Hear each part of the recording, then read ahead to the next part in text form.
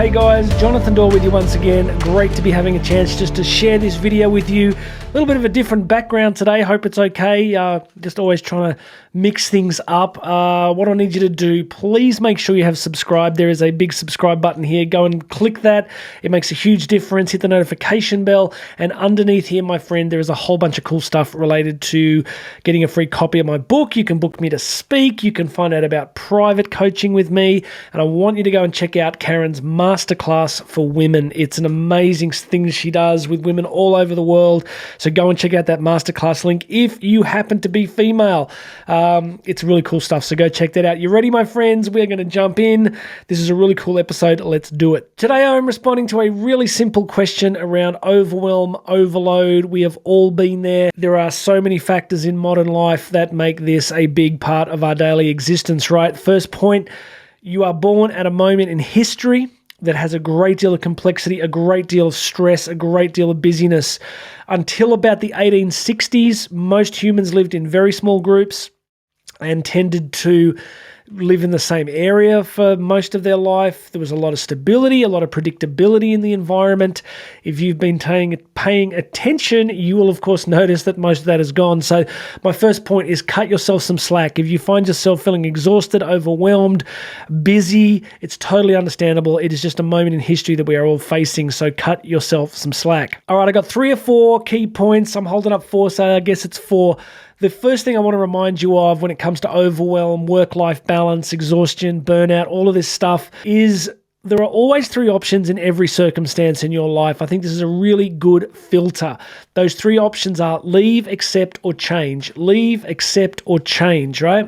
You either leave the situation, and there could be times when you need to do that. You could have a toxic work environment and that's just never going to change. You can accept your circumstance. You can just say, right, I'm going to endure this. It's going to change in a month, but I'm going to go through it. I'm going to hang in there. It's going to be okay. Or you can change it. Leave, accept, change. Leave, accept, change. I think those are really useful filters. You need to get the wisdom, you need to get a journal, you need to figure out in the difficulty of overwhelm and overload, what do I need to leave, what do I need to accept, or what do I need to change? That filter I find really useful. Next point is around beliefs. Also, I should mention this, go and check out the podcast version if you want later on. I go longer, I always go deeper in the podcast version, so that's there. The beliefs part is crucial. We all carry fundamental beliefs about reality itself. I just did a radio interview a few minutes ago where the host asked me the difference between habits and beliefs. And I said, habits are shortcuts. Habits are ways that we reduce the neural load in our lives, that we kind of simplify reality because we've got so much data coming at us. That's what the purpose that habits serve. So beliefs are different. Beliefs are a form of cognitive architecture. They're like a schematic that we place upon the world to help us understand it. And then we tend to act in congruence with what we actually believe. Not all the time. There is some nuance. Sometimes we say we believe something is important, but we do the opposite. But in general, our beliefs about the world shape our behavior in powerful ways. And again, you must understand that the beliefs are so subtle. They can be just below the level of consciousness. They're just there and we kind of notice them, but we don't, and then we react and make decisions. So when it comes to overwhelm, I want you to think about beliefs like, this is just how things are. I can't change this. I must not show weakness. I can't ask for help. Where do we get these beliefs? Super complex, childhood, influences, environment, all that stuff. We don't need to unpack that, but I want you to start getting much better at looking at your beliefs. So if you're dealing with overwhelm, if you're dealing with exhaustion and stress, you have got to get to grips with the beliefs that are underneath it, because if you are stuck in that circumstance and not changing it, it'll be because of the beliefs that are in place. So get a journal, get some quiet, and write questions like, what do I believe about this situation? What do I believe is true about this situation? And just keep writing. And crucially, no self-censorship. Just write. Don't show anybody, but just write and write and write until you get a list of those beliefs. You'll probably shock yourself, but it's really worth doing. All right, let's move on to the next point. Next point is simply around creativity. I teach a lot on this. When we are stuck in difficult problems that feel intractable, that we can't solve, what we need to remember is the human power for creativity. So I spoke in Sydney recently, about 500 people. It was great. And I spoke to a lot of the audience afterwards. And I remember talking to this one couple who was wanting to get more exercise, needing some time for themselves. They got a very young family. They needed some time for themselves on their own, and they wanted more time together as a couple. And we were unpacking all the difficulties that made that a thing, right? So the belief, I think, underlying it was something like, well, this is how it is. And and there is a degree of acceptance. Remember, leave, accept, change. Sometimes as young parents, you're in a season where you have to accept that and endure it for a period of time.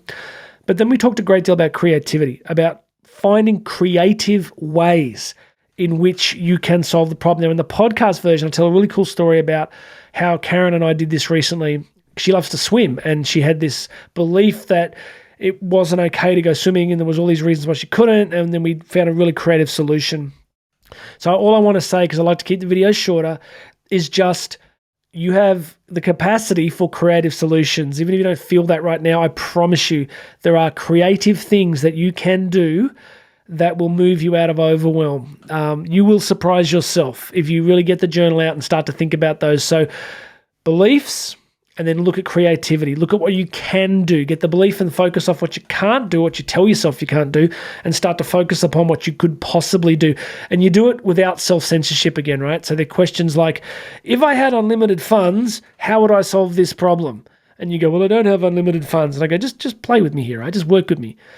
You start to ask better questions about what you could do, and you'll get better answers. All right, let's move on to the final one. Last thing I say in the podcast is about tough conversations. When you're stuck in overwhelm and overload and too much work, all that sort of stuff, we often feel that this is how it is and how it's going to stay. And what we need to do is start having some really tough conversations with the people closest to us. It could be a spouse, it could be a counselor, a therapist, a priest, people that know us. Start having some tough conversations. Tell them how you are honestly feeling. Say, look, I don't think I can go another day at the moment. Start to have these tough conversations. If work is a problem, have the tough conversation with your boss. And again, you'll probably be afraid because you'll have a belief which will be like, I must not complain. I must always take on whatever task is given to me. So look for the beliefs again. But I want to suggest to you that the ability to have these tough conversations can make a big difference. And the tough conversations can really clear up a lot of stuff.